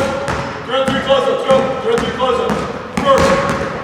Tell the coach your score on the free throws. How many free throws did you make? Call it out. 2. They would run back, they'd call out 2. Billy, 2. And then the parent or the if I had an assistant or someone who wanted to hang out with me, they can track that. They can write that down. But what we want to do is randomize free throws and make them more game-like. We're not going to run and shoot free throws. We're not going to shoot a whole block of free throws. Instead, at random moments in practice, even in the middle of 5-on-5, I'll just say 2 free throws. They go shoot 2 free throws and then they come back and we get right back into what we're doing. Again, we're trying to simulate the game. And the most important part of the free throw is not the physical practice of shooting the free throw, it's the mental routine of shooting the free throw. So we want them to get repetitions of the mental routine in random moments because that's how it happens in a game. And they'll just call it out, they'll keep the score, and we'll get right back into something to play from there. Okay, this example, start under the basket. Start under the basket. No. 2 wings, stay. Middle player, get under the basket. The middle player coming in, you're going to cover him right there. As soon as the ball is reversed, so it's got to go skip and reverse. Yeah, that's fine. You're going to come out and set up. Well, they don't run ball screens at this age, right? Yep. They do? Okay. Oh, let's run a get. Do you know what a get is? Perfect. So I got the ball right here. Cut, get the ball, boom, and now pass and cut. Okay? Stationary handoff. So go back, go. Right there, ball's. No, you gotta swing it along the baseline still. Right? Platform drill, same drill all the time. I wouldn't change that part. Good. Good. Same spots. Good. Good. Flash. Pass. Cut. Play. Okay, hold. So we can set up whatever situation we want out of a simple platform drill, and we want to work on. And that's where you would see me be less structured, is we would create, again, BDT offense. I know a lot of you have been exposed to it from Alex Sarama, but the BDT offense concept is literally that we're giving them triggers from which they then execute. It might look like a set play, but the reality is it's not, it's just a trigger. As soon as the ball is reversed, flash, and we're doing a get. We call them quicks. If you're on basketball immersion, it's called a quick, or quick. That's just what I used to call it. Then somebody came along with a better word, so I really should have changed it, but then I'd have to go change all the videos. So we'll just call it a quick. Work. Cool. But that would be another example of using a platform drill and then going from there. I kind of covered most of what I would want, because otherwise it's going to be me talking a lot more. So why don't we take a brief 5-minute situation here where you get together with someone, ideally not your bestie, get together with someone else, now let's go 3 or 4 in a group, and have a quick discussion where we can add, build, challenge on what I've talked about, some of the things I've talked about, and then come back to the group so we can have a discussion about some things that you would like more clarification on, or some things you want me to tell me I'm an idiot, or some things that you like, and all are good. Okay, can we do that? When you say add, build? Add, build, no, what is it? It's not add. What am I missing? Build, challenge. One more, forget it. Build and add are the same thing, so that's the wrong word. I'll think of that. Anyways, just think about build and challenge. Something you build on, something you challenge, and I think the other one is something about that you like. ABC. It's a Mike McKay thing, so I apologize. I'm forgetting it right now. You don't know who Mike McKay is. He's a coach educator. Cool. Find a friend, group, and talk. You go anywhere you want. Dudes, you did a great job. Why don't you find a partner and shoot? Go, shoot.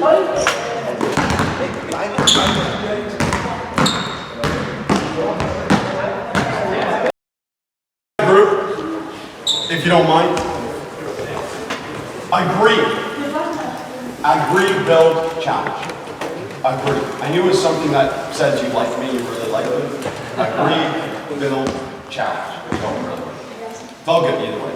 I just want to show you, I forgot one concept I really want to share with you, which hopefully will help you clarify how you shape skills in the context of the game. Because I'm trying to get them to use the skills I teach them in game situations.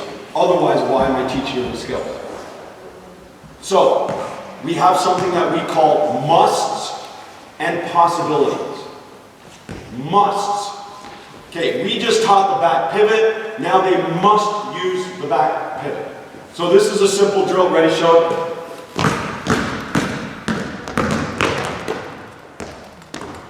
Okay, so 3 times, multiple times. They can go as many times as they want between their legs. Then they push out their dribble, and that cues the defender that they have to sprint. Just a quick sprint. By the way, it's a real bad physical literacy thing that a lot of kids can't take a quick step.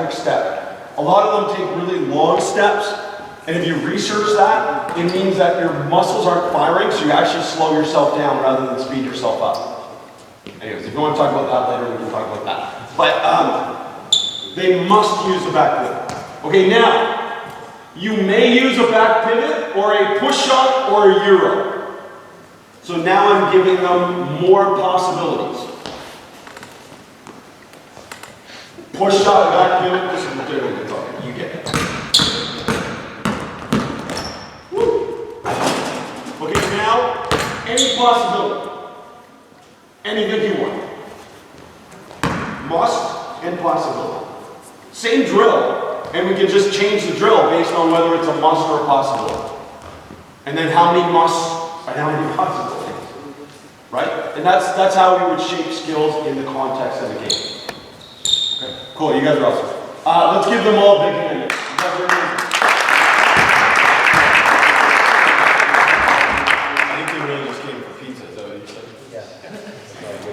I get it. All right, cool. Questions, comments, anything that we want to get out, questions-wise? I have one about how you balance the active time and work that you were talking about and you want to make the best out of it. And the questions. Because sometimes I experience that. I try to do the same, right? But sometimes at some point you feel like you're losing too much time. When is your real line to say, okay, stop, now I answer somebody else, or I just take it myself? Great question, and it's hard to slow down because we value intensity. But I would say you've experienced probably the same. Early in the season, more questions. Later in the season, less questions. Because at some point, they have to play without the constraint of us. And that also comes back to structured, unstructured. Early in the year, they're going to feel more of me. Later in the year, they feel less of me, hopefully. And hopefully I sit down more as the year goes on. It totally depends on what you're coaching and how many times you've coached it too. Right? And I think generally as a coach, you get a feel for the questions that are going to get quick answers versus the ones that aren't. And the ones that aren't, depending on your level, and I think we're talking the same, we'll do those in video more than on the court. Longer questions, longer answers, more in video sessions than in on the court sessions. Because on the court, we want to get physical reps. And absolutely, coach, it's a balance. It's a tremendous balance. Okay?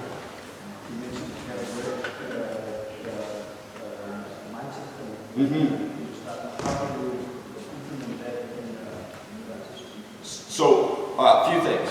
One is we want them to win and lose every day in practice. We want them to win and lose every day in practice. So to do that, what we have to do, we have to keep score. So as much as possible after initial teaching, we want the focus to be also on competition and keeping score. Some days I will care about the score, some days I won't care about the score. Some drills I'll care about the score, some drills I won't care about the score. But you know what I'll always do is I'll ask randomly what the score was. Like have any of you ever played a basketball game and not known what the score is? Like they put it up there, so I want our players in our practices to be aware of how many shots they made in the drill or what the score is of the game. And I'll stop it randomly and I'll say, what's the score? And you know that whole situation where they start to go, I'll be like, okay, you're lying. But you should know the score, and that's a competitive mindset. So how do we build that? We build it through the struggle of winning and losing. We build it through the struggle of making a practice very hard or not. And then we get them to be able to understand how to cope with it. What's a coping strategy? A coping strategy could be breathing, right? If you're getting really, and then teach them how to breathe. Right? Take a breath. Right? Different things. It doesn't always work, by the way. It doesn't always work. It's different strategies like that. Thought stopping. If you've ever heard of some of the sports psychology stuff, a lot of Olympic athletes represent this right now. If they're struggling or they're making mistakes, sometimes you'll see them do something like a physical gesture. Stamp it out. Let it go. You'll see some people snap a wristband. Just some visible thing, say let it go. Play present, let it go. You know, that type of thing. So a little bit more advanced level, but some of those players that really struggle with officials, I'll have days where I call every foul on them. And I'm trying to piss them off so that they learn how to cope with it. Right? Another way to do that is a no mistakes day. Today in practice, I don't care if he makes a mistake or not, I'm going to tell him he makes a mistake every time. And I'm going to try and get him to learn how to cope with the struggle. Yes. I'll coach everything. You know, just what Coach talked about with the questions. There's some days where I'll have certain players that I will coach every single thing they do. Not because I am trying to improve them, but I'm especially trying to improve their mental attitude. Because as you know, there's certain players that have more of a issue with that than others. You know. My two daughters could be more different. My one daughter is very sensitive, and my other daughter could not give a crap. She could not give a crap. And it's unbelievably different. So the one I really have to work on coping strategies, the other one does not care no matter what. She makes or misses it, she acts like everything went in. And I have no idea how she got that way. But you know that, like inherently some players just have that mentality. But if my other daughter misses 2 or 3 shots in a row, she could have a complete breakdown for no reason. And she's a really good shooter. But just, that's her personality. So I gotta spend more time on her with breathing and coping than I do with it. Good questions, really good questions. This is the depth that really helps us as coaches and players, for sure. For getting to those answers. What else? Anything else? You said you had a whole bunch, but did I answer them all? You answered a few, yeah. One thing I want to challenge a little bit, it's Cool. a little bit, I'm sure some of the youth coaches here have the same feeling as me, very diverse, large groups of kids. So how to adhere to all of their needs without, like, for instance, I do tuba dribbling with my kids because I know half of the group is not going to go out and do it on their own. No. But does that mean I don't give them that sort of skill in my practice? Or how much can I challenge the entire group with learning new concepts where it's not pushing half of the group too much and slowing it down too much for the other? What a fine line that is. So, my general rule, and this is a general rule, is to coach to the highest level. Because at least if I'm coaching to the highest level, I'm raising them and I'm raising them. If I coach to the lowest level, no matter what, I'm losing more than half the roster, and I'm probably not helping those kids that much yet. And that's a real struggle, right? Because we don't want anyone to struggle, we want everyone to get better. So, to Taylor's point, those kids that are really struggling, I need to find time to spend with them or to give them extra work to be able to help them get better in some context.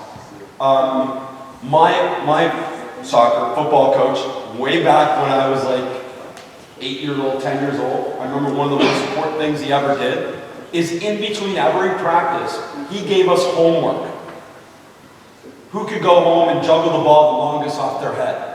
Who could go home and juggle the ball the longest off their feet, with their feet? And then we'd come in the next practice, and he'd start the practice with the homework to see who could do it best.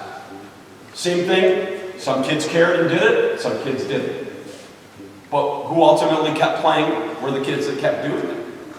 So we have to find a way to challenge it, but you're absolutely right. Now, where I would say with that stuff, the 2-ball stuff in particular, you will do that stuff early in the season and early in practices because you have to teach them how to do it. And then hopefully you can get them to do it a little bit more on their own. You guys probably don't. There's a practice after you and there's a practice before you. But if you ever had time before and after, then it's that time where I would give my players a little bit of freedom to be able to work on some of the things that you've taught them and say that's really important. You need to spend a lot of time on 2-ball drills, so when we get 15 minutes pre-practice, spend time 2-ball drills. You need to spend a lot of time on form shooting, pre-practice you're doing form shooting, right? And that type of thing. But you have to teach it initially, but then I'm saying hopefully they can lead themselves a little bit more with it. But as you know, it's not a perfect work. They won't always do it. You know, but the ones that do it are the ones that are going to keep moving up in levels, aren't they? And the ones that won't, unfortunately, it's just a participation sport. And I love that, because I want everyone to have fun playing basketball, but at the end of the day, what's their level? Good question. I have just something to build to your argument that shooting is a late maturation skill. Just that with a broader base, before puberty, it's going to be easier to learn the skill of shooting. So the more variety, the more to sport, you can soccer yourself, the more exposure you can give the skills at an early age, the easier the skill of shooting can be for at a later age. So just to emphasize that to spend only time on shooting, puberty is a bad thing, just to emphasize. Go. I'll give you a whole bunch just real quick to build on that, because that's excellent. Go.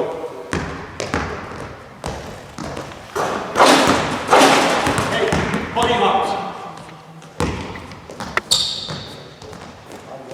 Good. Hip turns. Hip turns.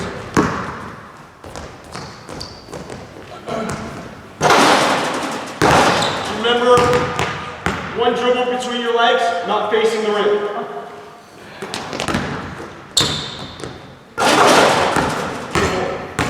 Awesome, guys. Real quickly. Again, I've only worked with them twice. You do a great job. You can sit down again. To build on that, Look, it's not that I'm not carrying out a shooting, but what we're working on is foundational things that will help them become better shooters, which is all about the balance, the movement of the body, and physical literacy. Again, some of you, when you were younger, probably had physical education in the younger ages, we call it elementary school, where you changed and you did gym class with a teacher who was qualified to teach you physical movement. That doesn't happen much anymore in schools in North America. Not here either.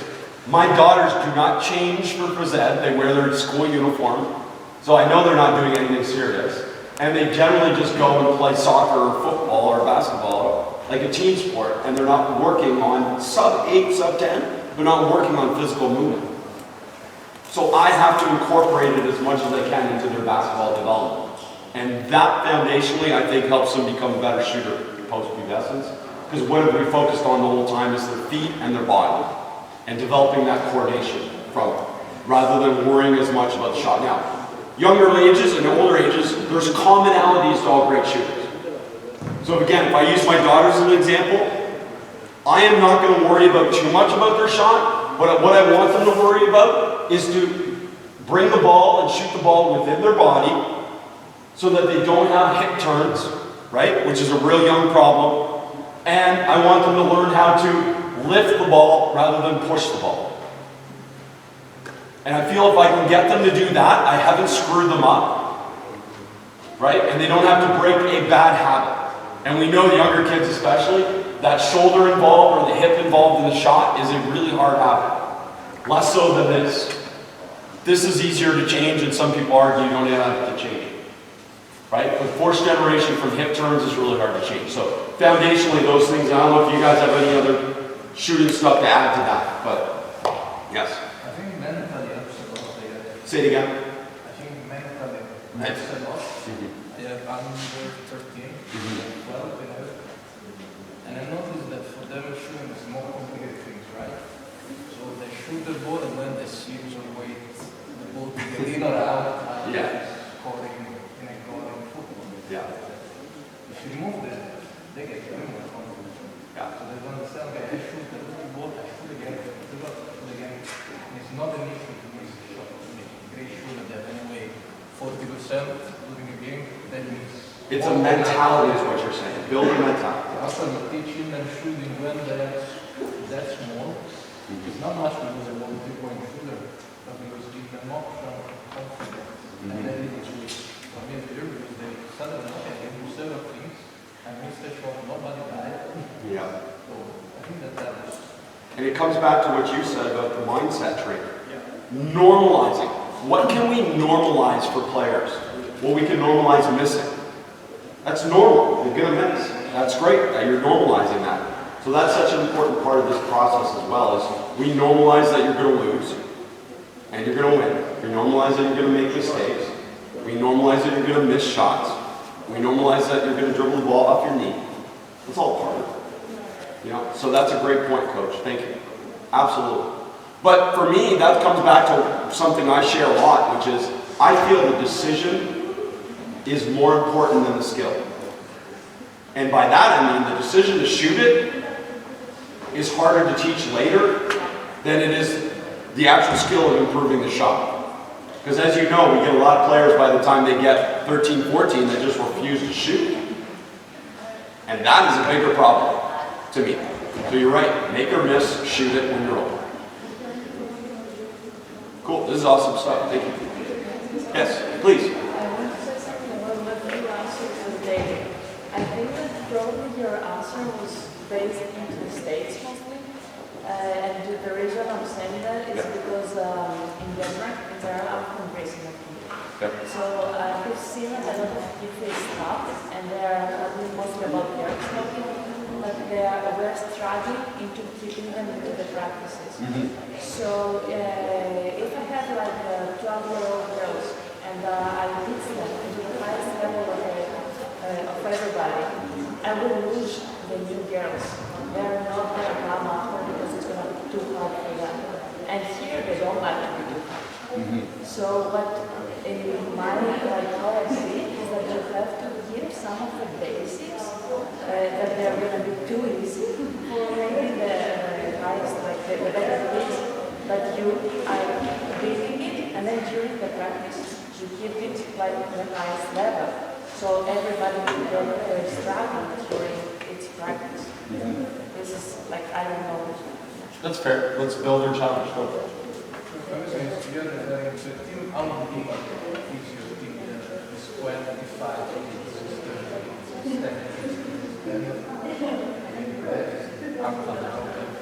if I have 25 kids, it's easier to get something.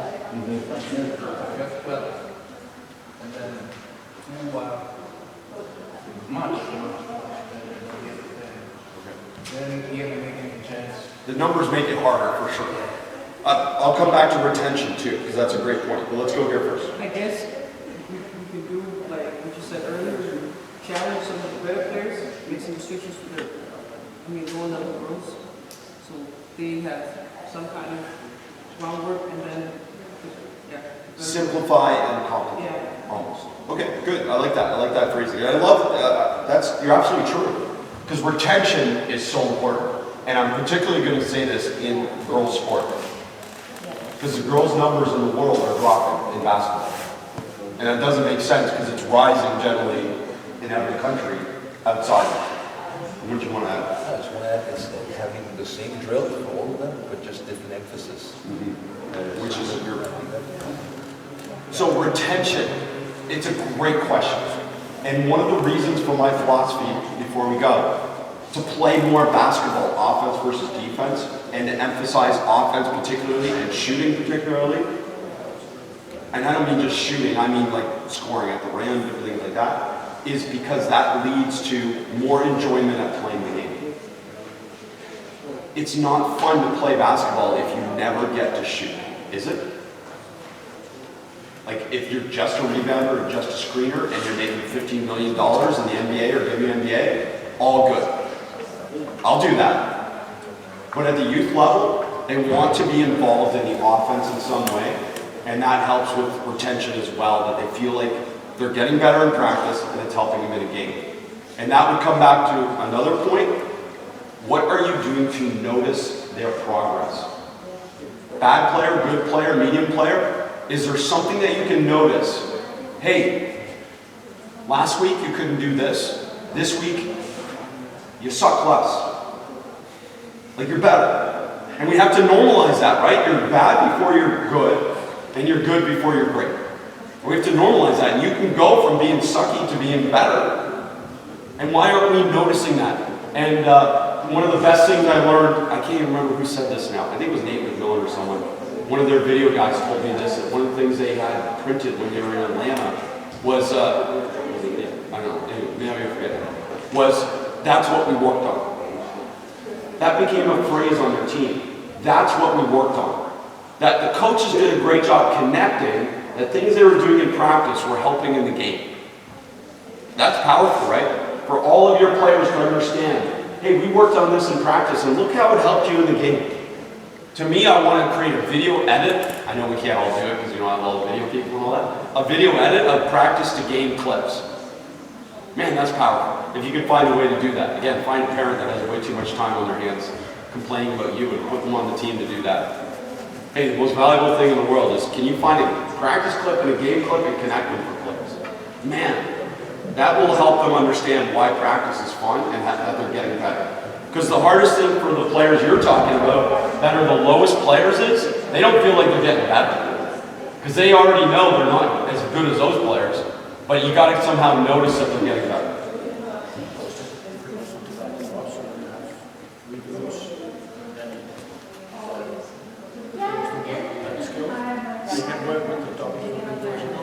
Yeah, say why though. Yes, but why not sometimes? Because it's like them like in everything, Yeah. because they will feel like All the guys that have no hair over there, all the guys that have great hair over there.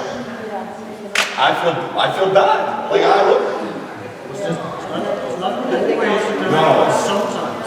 Sometimes. For example, they get the problem is we said the problem was that Okay, we gotta go. Okay. But anyways, I agree with both of it, and I love it. it was just the problem was that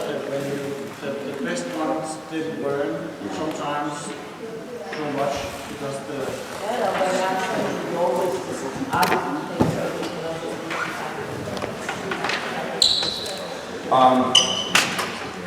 Sorry, I'm just going to say this. Look, I know I'm going to get a really bad exit too. So I'll just say it.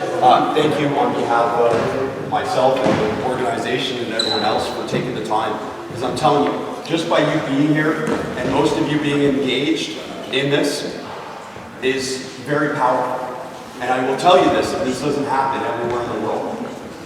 And a lot of clubs, a lot of organizations aren't putting much effort into coaching development.